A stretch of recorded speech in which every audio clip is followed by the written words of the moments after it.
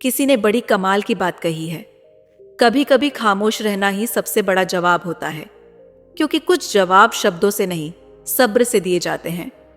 हर बात का जवाब देना जरूरी नहीं, कुछ बातें वक्त और रवैया खुद समझा देते हैं। दोस्तों, कभी कभी जिंदगी में ऐसा धोखा मिलता है कि इंसान अपना आपा खो बैठता है, भरोसा टूटता है और गुस्सा, दर्द और सवालों की आग में इंसान जलने लगता है। आज की ये कहानी उन सभी लोगों के लिए है जो कभी प्यार में टूटे हैं, किसी पर भरोसा किया और बदले में मिला सिर्फ धोखा। पर क्या हर कोई एक जैसा होता है? क्या एक के धोखे के लिए सबको सजा देना सही है? इस कहानी को सुनने के बाद शायद आपको अपने सवालों के जवाब मिल जाएं। बात बहुत पुराने जमाने की है। एक व्यापारी था, उसका प्रेम विवाह हुआ था। उनकी लव स्टोरी इतनी मशहूर थी कि लोग मिसाल देते थे, कहते थे कि अगर प्यार हो तो ऐसा हो। पूरे नगर में सबको उनके रिश्ते के बारे में पता था। लोग उन्हें शानदार कपल कहते थे। जब पूरे नगर में मसाले बुझ जाते थे, तब भी उनके घर की छत पर एक मशाल जलती रहती थी पूरी रात, और वो मशाल उनके प्यार की निशानी थी। राजा और रानी को भी उनके बारे में सब पता था। एक रात राजमहल की छत पर खड़े होकर राजा और रानी तारों को निहार रहे थे। फिर उन्होंने नीचे अपने नगर की तरफ देखा। अंधेरा था, मगर एक मकान की छत पर वो मशाल अब भी जल रही थी।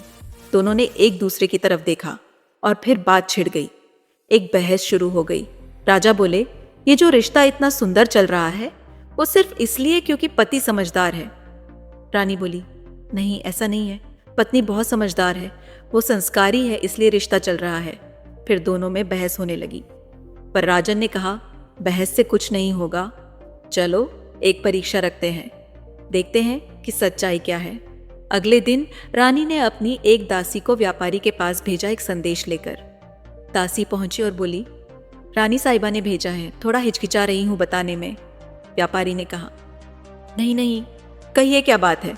दासी बोली, रानी साहिबा कहती हैं कि अगर आप अपनी पत्नी की हत्या कर दें तो वो आपसे विवाह करने को तैयार हैं, वो आपसे मोहित हो गई हैं। व्यापारी मुस्कुराया और कहा, उनसे कहिए मुझसे माफ़ी मांगे और उनसे कहिए कि चाहे 1000 रानियां आ जाएं, मैं अपनी पत्नी को कभी नहीं छोड़ सकता, मैं जिंदगी भर उसकी रक्षा करूंगा। दासी ये जवाब लेकर रानी के पास लौट गई। अब अगली परीक्षा थी व्यापारी की पत्नी की। इस बार राजा ने अपनी तरफ से एक संदेश भेजा। एक सेविका व्यापारी की पत्नी के पास गई और बोली, राजा साहब कह रहे हैं कि अगर आप अपने पति की हत्या कर दें तो वो आपसे विवाह करेंगे और आपको राज्य की रानी बना देंगे। व्यापारी की पत्नी बोली, आज रात 2 से 3 बजे के बीच में हमारे घर की जो मशाल जलती है वो बुझ जाएगी, और जब वो बुझ जाए तो समझ लीजिए मैंने अपने पति की हत्या कर दी। राजा साहब का प्रस्ताव मुझे स्वीकार है। ये सुनते ही सेविका भागी भागी वापस राजा के पास आई और बताया कि पत्नी ने प्रस्ताव स्वीकार कर लिया है। आज रात वो अपने पति की हत्या कर देगी। राजा ने तुरंत अपनी सेना को तैयार किया, कहा, हमें व्यापारी की जान बचानी है। रात को राजा और रानी फिर महल की छत पर खड़े थे, देख रहे थे कि मशाल बुझती है या नहीं। लेकिन चौंकाने वाली बात यह थी, मशाल सच में बुझ गई। असल में क्या हुआ था, व्यापारी अपनी दुकान से लौटकर आया था, खाना खाया और दोनों सो गए। सब कुछ वैसे ही था जैसे हर रोज होता था। लेकिन उस रात पत्नी ने फांसी का फंदा तैयार किया था और रात 2 से 3 बजे के बीच में अपने पति को फांसी पर लटका दिया। मशाल बुझी, सैनिक दौड़े, लेकिन जब तक पहुंचे व्यापारी की जान नहीं बचा सके। पत्नी को गिरफ्तार कर लिया गया। राजा को पूरी रात नींद नहीं आई। सुबह गुस्से में था, दुखी भी था, खुद से नाराज। उसे लग रहा था ये क्या हो गया, जिसे वो सच्चा प्यार समझ रहा था वो धोखा निकला। राजा ने गुस्से में आकर अपने सबसे बुद्धिमान मंत्री को बुलाया और कहा, मैं शिकार के लिए जा रहा हूं, जब तक लौटूं नगर की सारी महिलाओं को फांसी पर लटका दो। मैं अब किसी भी औरत पर भरोसा नहीं कर सकता। मंत्री घबरा गया। वो भागा भागा अपने बूढ़े पिता के पास गया, जो एक जमाने में इसी राज्य के मंत्री थे। पिता ने कहा, बेटा चुप रहो, राजा का गुस्सा तुम पर फूटेगा, मैं बात करता हूं। शाम को राजा लौटा। नगर में सब कुछ वैसा ही था, महिलाएं घूम रही थीं। राजा और गुस्से में आ गया मंत्री के घर पहुंचा। वो नहीं मिला तो उसके बूढ़े पिता के पास गया। बूढ़े मंत्री ने कहा, राजा साहब रुकिए, आपकी तकलीफ मैं समझता हूँ, लेकिन पहले मेरी एक कहानी सुनिए, फिर जो आदेश देंगे मैं उसे मान लूंगा। एक बार मैं तुम्हारे पिताजी के साथ शिकार पर गया था। रास्ता भटक गए थे, तभी एक योद्धा आया, मुझे रस्सी से बांध लिया और कब्रिस्तान ले गया। मैं समझ गया था अब मेरी मौत तय है। एक कब्र खोद रहा था मेरे पास ही, तभी उसने एक सरकटी लाश छत से फेंकी। मैं डर गया। फिर उस योद्धा ने अपने चेहरे से नकाब हटाया। वो कोई लड़का नहीं, एक लड़की थी। उसने कहा, घबराओ मत, मैं जानती हूं तुम मंत्री हो। ये जो लाश है ये उस राजकुमार की है जिसने मेरे पति को मार दिया था, सिर्फ इसलिए क्योंकि वो मुझसे प्यार करता था। मैंने बदला लिया है।